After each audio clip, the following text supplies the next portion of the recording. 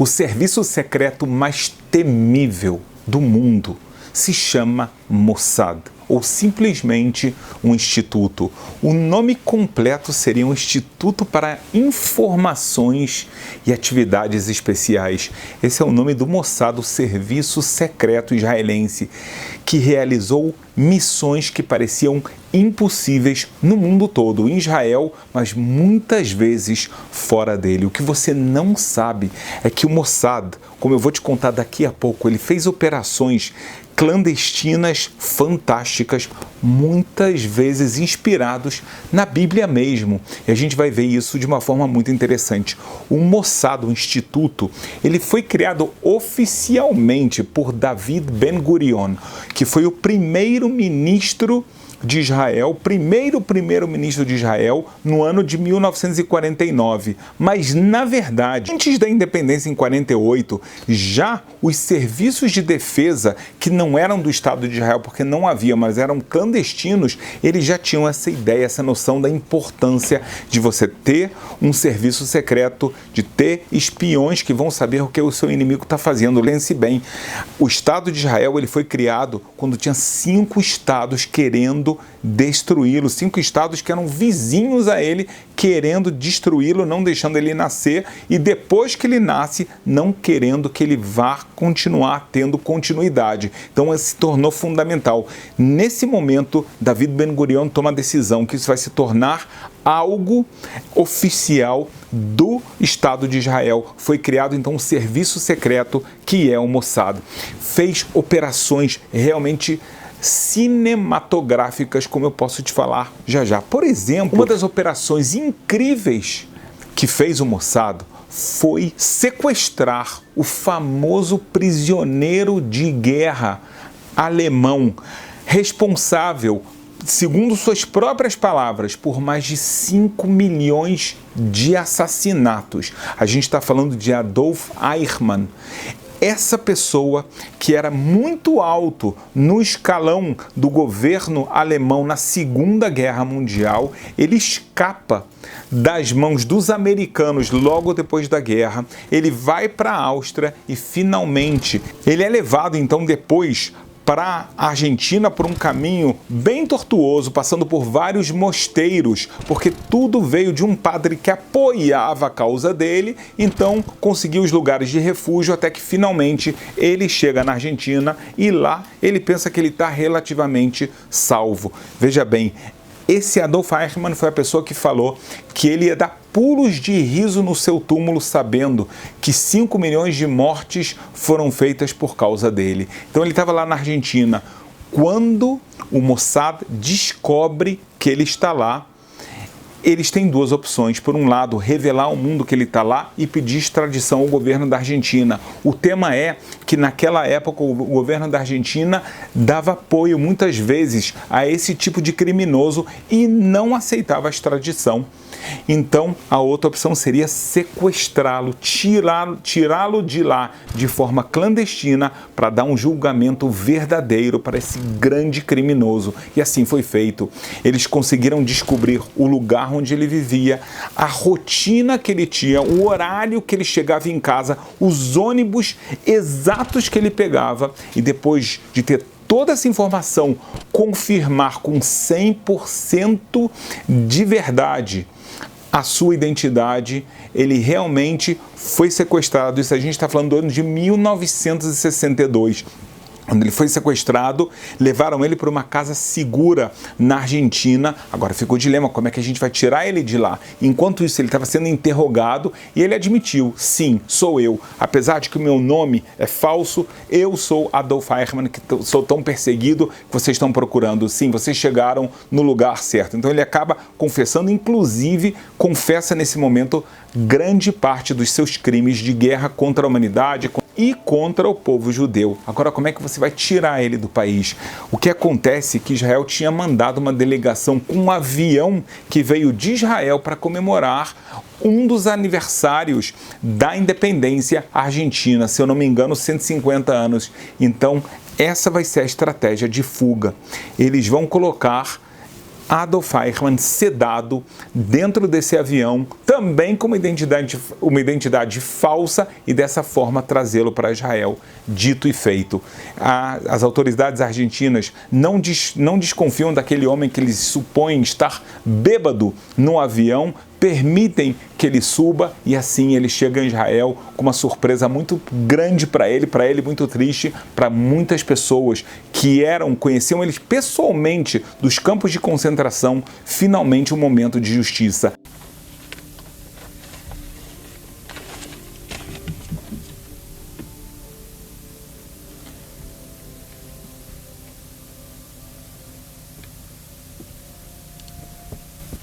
Adolf, son of Adolf Karl Eichmann.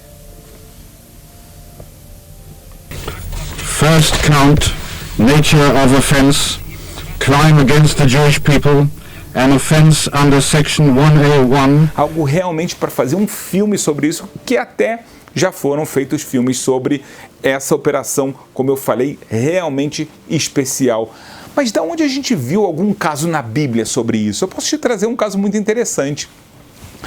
Quando Jacó, ele estava na terra de Canaã e ele tem 12 filhos, mas lembra que José, ele foi vendido pelos irmãos e ele foi parar no Egito. Os irmãos sabem que ele não foi morto.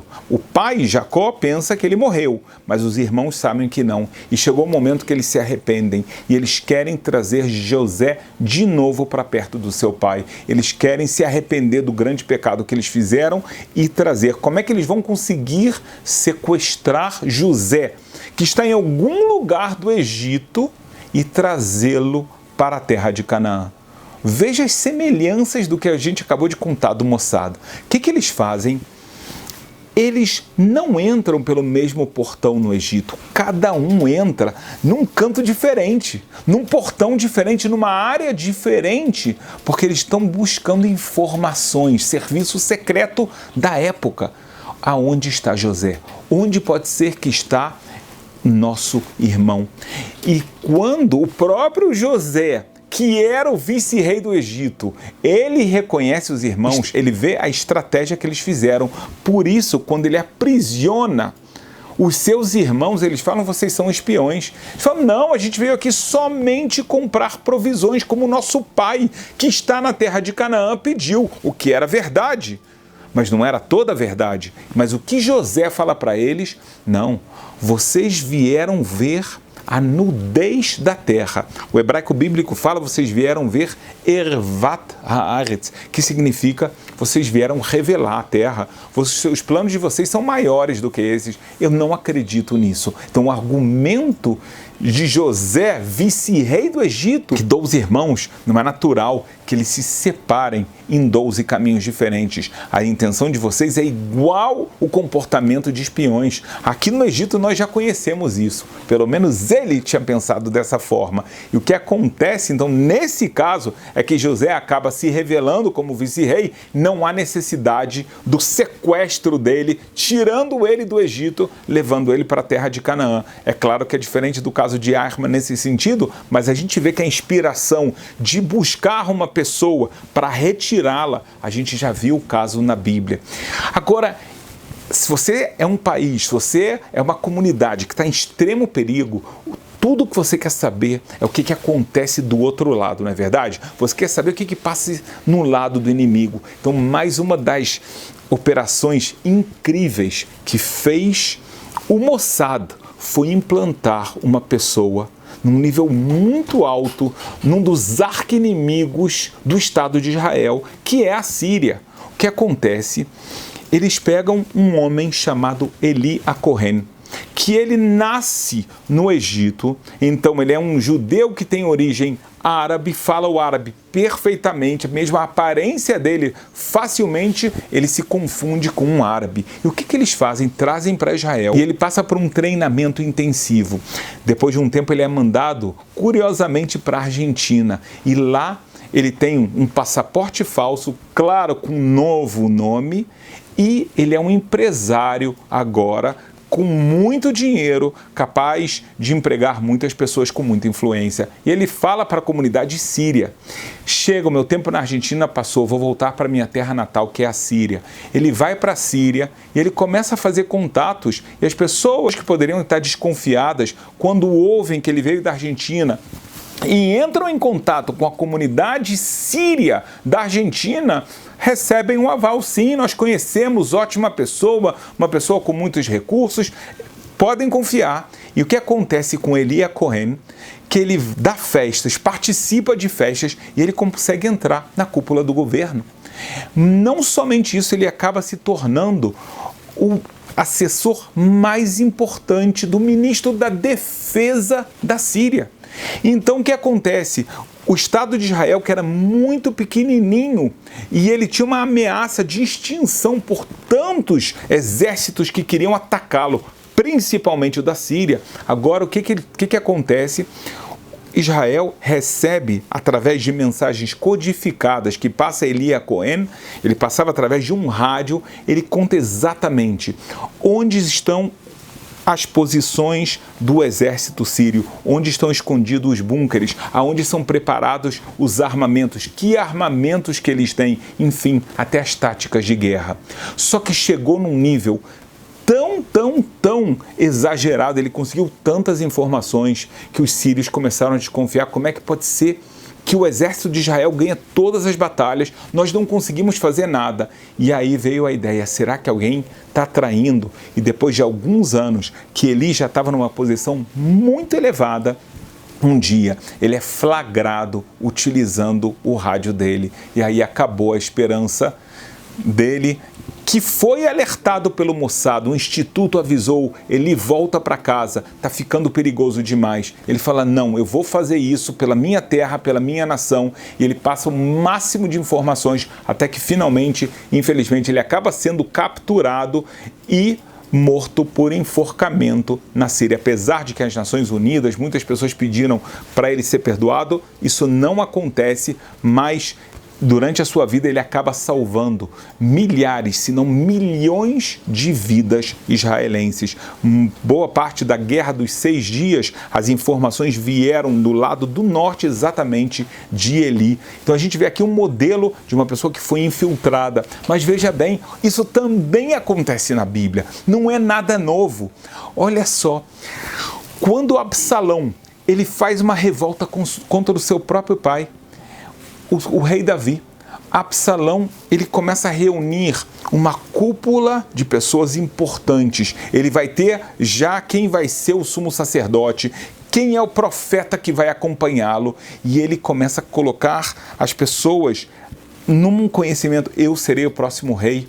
E ele começa a juntar um exército e ele começa a rebelião contra o seu pai. O seu pai é obrigado a fugir de Jerusalém. O rei Davi está em extremo perigo e ele não sabe exatamente o que fazer. Absalão, ele está se organizando do lado de fora, ele juntou o exército e ele tem um grande conselheiro que é Ahitofel. Só que nesse momento, Davi tinha o seu conselheiro que era fiel a ele completamente, que se chamava Hushi Ha'arki. E ele fala: Sua Majestade, eu vou lá até o acampamento do seu filho e eu vou me fazer passar por uma pessoa que apoia ele, vou descobrir os segredos, vou aconselhá-lo ele de uma forma errada para que você possa continuar sendo rei, porque essa é a vontade de Deus. Davi abençoa ele e Hushi vai até Absalão. Nesse momento, Ahitofel fala: o que você está fazendo aqui? Você é muito amigo do rei Davi. Você é um traidor. Fala: não, eu sou traidor do rei Davi. Viva Absalão! Eu estou junto com ele, eu mudei de time, aqui está o futuro, ele é a juventude. E até Ahitofel acaba acreditando.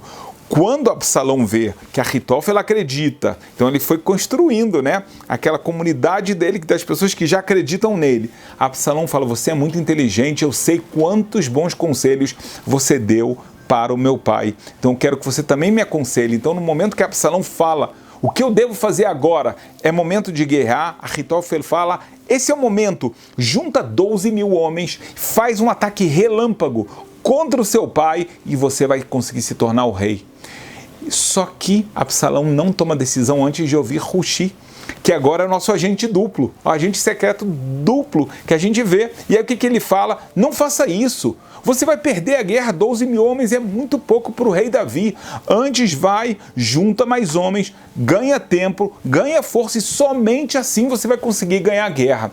Hushi, na cabeça dele, ele sabia que se o rei Davi ele tiver tempo, ele vai conseguir ter um exército muito maior e Absalão será derrotado. O que acontece é que Absalão realmente escuta Hushi, a ponto de que Ahitofel, quando escuta isso, ele fala, está tudo perdido. Ele acaba se suicidando, Ahitofel. Mas Hushi, então, foi escutado, Absalão espera muito tempo, o rei Davi se organizou e acaba que Absalão tem a sua revolta completamente desfeita. No final das contas, ele até mesmo foi morto. Hushi Arqui foi o agente duplo secreto do rei Davi que acaba salvando ele das mãos do seu próprio filho que estava fazendo essa revolta contra ele. O Mossad faz outros tipos de operações também de um cunho completamente diferente do que nós estamos acostumados a escutar. Por exemplo, o Mossad, o instituto, foi responsável pelo salvamento de milhares de judeus que viviam no Sudão, queriam vir para Israel, mas eles estavam fechados em um país hostil que não permitia que eles viessem. Uma operação secreta consegue fazer com que esses judeus saiam do Sudão. É verdade que tem a história dos judeus etíopes também, mas aqui a gente está falando da história dos judeus do Sudão, que eles conseguem cruzar a fronteira com a ajuda do serviço secreto de Israel, que consegue uma trilha correta, consegue subornar as pessoas corretas e dessa forma mudar eles de país até conseguir trazê-los finalmente para a terra e para o Estado de Israel. É interessante que na Bíblia nós vemos no livro de Juízes que quando a tribo de Dan ela está preparando-se aqui em Israel para assumir sua terra, eles não sabem que terra seria a terra ideal para eles. O que eles fazem? Eles mandam espiões para ver qual a terra que eles devem entrar como tribo. Então, muito parecido com os judeus do Sudão, uma tribo que veio e precisavam se assentar em Israel, a gente vê que, na verdade, na Bíblia já conta pra gente que a tribo de Dan também fez essa busca de como é que nós vamos sair do lugar onde nós estamos, vamos entrar na nossa terra, qual a terra que será apropriada para a gente conseguir viver em Israel. Então, mais uma vez, uma semelhança muito grande. Por falar em agentes duplos, um dos casos fascinantes aconteceu no Egito. Ashraf Marwan, ele casou com a filha do presidente do Egito, Gamal Abdul Nasser, uma pessoa que fez muitas guerras contra Israel e sempre estava planejando outras guerras. E o que acontece é que ele vai ganhando a confiança do seu sogro. Agora veja bem, ele era egípcio, ele não era judeu e nem nada assim, ou seja, ele era um egípcio completamente voltado à causa egípcia. E o que acontece é que ele vai galgando postos dentro do governo, na verdade de uma forma informal, mas por outro lado ele ganha uma influência muito grande e ele sabe de tudo o que acontece no Egito. Posteriormente, o seu sogro vem a falecer e o novo presidente se chama Anwar Sadat. Sadat, que vai ser no futuro responsável pela guerra do Yom Kippur, a guerra de 1973. Ele é uma pessoa que também tem a estratégia de destruir o Estado de Israel. Só que nesse momento, Israel consegue recrutar Ashraf Marwan com muito dinheiro e a garantia de segurança, ou seja, uma fortuna você vai ganhar se você virar um agente secreto de Israel. Ele sabia de tudo o que acontecia no Ministério da Defesa. Então, nesse momento, aqui o serviço secreto funciona através realmente do dinheiro. E ele dá informações preciosíssimas, mais uma vez, de todos os movimentos do exército egípcio, com seus armamentos, com as suas táticas e mais. Um dia antes da guerra do Dia do Perdão, a Guerra de Yom Kippur, em 1973, eclodir, ele avisa o Estado de Israel: daqui a um dia vai começar a guerra. Então, apesar de que o Estado de Israel aqui não se comportou tão bem quanto em 1967 na Guerra dos 6 dias, ainda assim eles foram avisados um dia antes e alguma mobilização conseguiu ser feita a ponto de, no final das contas, saírem vitoriosos da guerra. E grande parte disso é por causa do recrutamento desse homem, que depois disso ele ainda continua no Egito, ele não foi descoberto. Depois que Anwar Sadat foi assassinado no Egito por pessoas do próprio Egito, o que acontece é que ele resolve, e ele se sente ameaçado também, ele vai viver na Inglaterra e ele acaba se tornando uma pessoa muito conhecida na Inglaterra, compra um time de futebol muito famoso e misteriosamente, muitos anos depois, ele foi assassinado. Até hoje, ninguém sabe quem fez isso. O Estado de Israel tinha uma relação muito boa com ele, de muita gratidão. Então, mesmo assim, não foi descoberto o motivo do seu assassinato. Mas então a gente vê um caso que o Mossad pegou mais uma vez uma pessoa que estava no alto escalão do exército inimigo e consegue saber todas as informações. Mais um caso fascinante foi a Operação Diamante. O que acontece é que o exército de Israel era muito novo ainda, a gente está falando no ano de 1966, ou seja, antes da Guerra dos 6 Dias. E o que acontece é que os inimigos, eles têm uma nave poderosa, um avião que ele é muito poderoso, que é o MiG-21, e eles não sabiam como lutar contra esse avião, porque eles nunca tiveram um avião assim, e era um avião produzido na Rússia, que a União Soviética, ela apoiava os Estados Árabes e fornecia esses aviões, esses caças, para alguns dos exércitos árabes. Eles não sabiam o que fazer.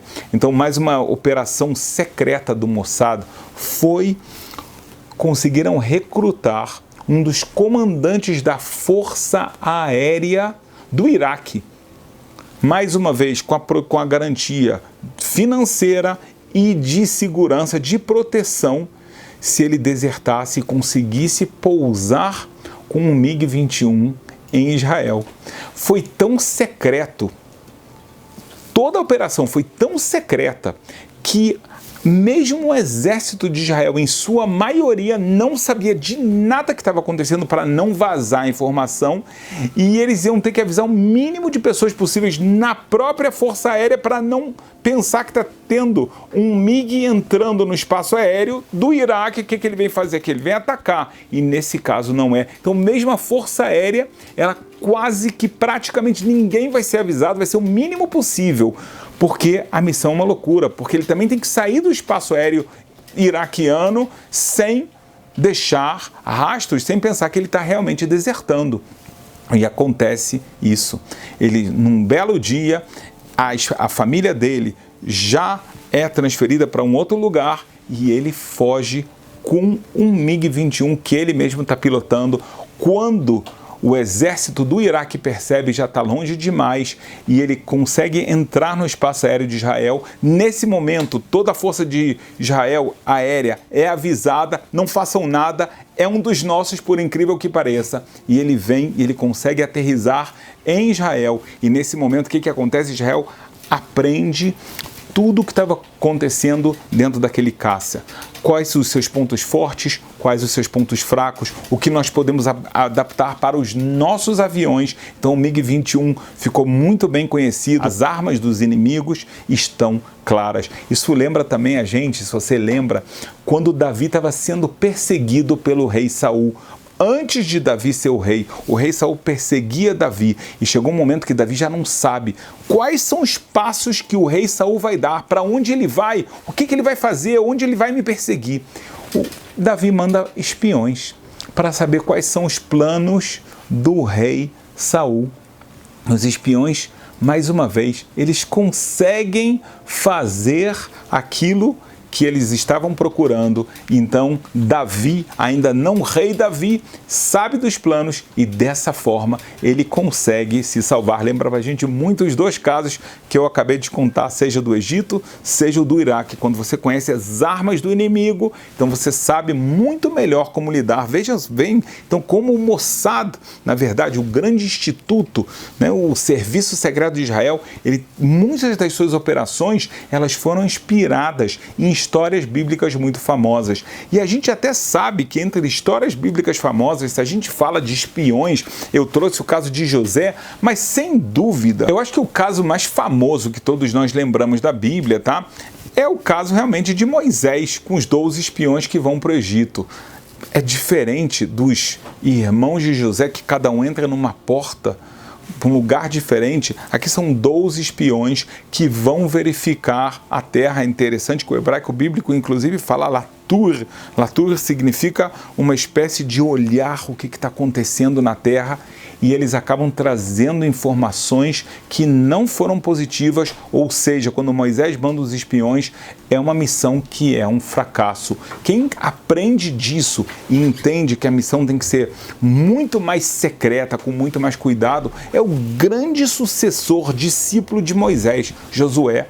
Quando ele recebe a missão de que ele vai ser aquele que vai conduzir o povo de Israel na entrada para a terra de Israel, ele sabe que ele vai passar por grandes desafios. O primeiro se encontra em Jericó, então ele manda 2 espiões para Jericó.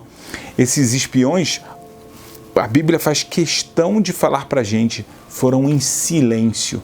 E eles vão pegar informações com alguém que sabe de tudo o que está acontecendo lá, que no caso era Raabe, ou Rahav, como está escrito no hebraico bíblico. Eles sabiam que ela era igualzinho ao caso que a gente viu, Ashraf Marwan.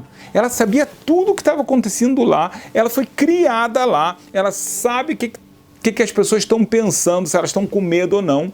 E eles fazem um acordo com ela. Olha só, conte-nos tudo o que é, e você e a sua família, todos serão salvos. Ela aceita de bom grado a proposta, conta para eles tudo que eles precisam saber, inclusive ela esconde eles.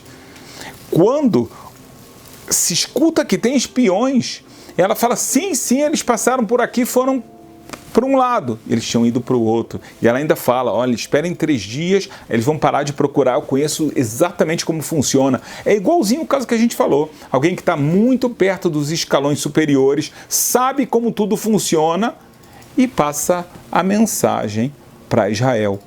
Então, mais uma vez, a gente vê aqui o caso de Josué, é um caso que o Mossad utilizou várias vezes, utilizando alguém que está num nível muito elevado, que sabe de tudo o que acontece. Josué faz a mesma coisa, não é verdade? Ele é o precursor, ele manda para uma pessoa que sabe de tudo, tem interesse em, entre aspas, trair a sua pátria, porque ele acredita numa causa maior, a causa de Deus, e ela conta tudo, e no final das contas, o povo de Israel chega a Jericó e facilmente conquista aquela cidade, ainda mais com toda a informação. Curiosamente, também o final é muito parecido, porque Raabe, realmente, ela e a sua família são salvos, fazem parte depois do povo de Israel, como a gente vê, parte desses espiões que eram, na verdade, espiões de Israel, eles vêm para Israel, são salvos e, de acordo com a sua vontade, podem continuar vivendo em Israel. Alguns pedem para ir morar em outros países, nos Estados Unidos e assim por diante. Então a gente vê isso acontecendo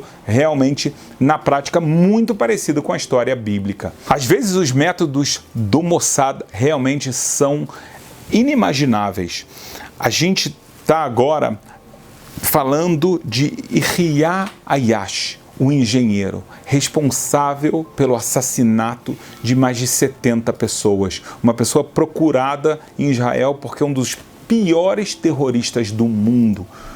E cada vez que ele está vivo, cada dia a mais, é perigo para centenas de pessoas, sem nenhuma piedade. Ele era chamado do engenheiro por causa dos artefatos que ele fazia de bombas, e assim ele mandava homens-bombas para dentro de ônibus, de restaurantes, todos os lugares onde havia conglomerações de pessoas, e eles se explodiam, e ele sabia fazer a bomba de uma forma para matar o máximo de pessoas possível, o maior número de pessoas possíveis.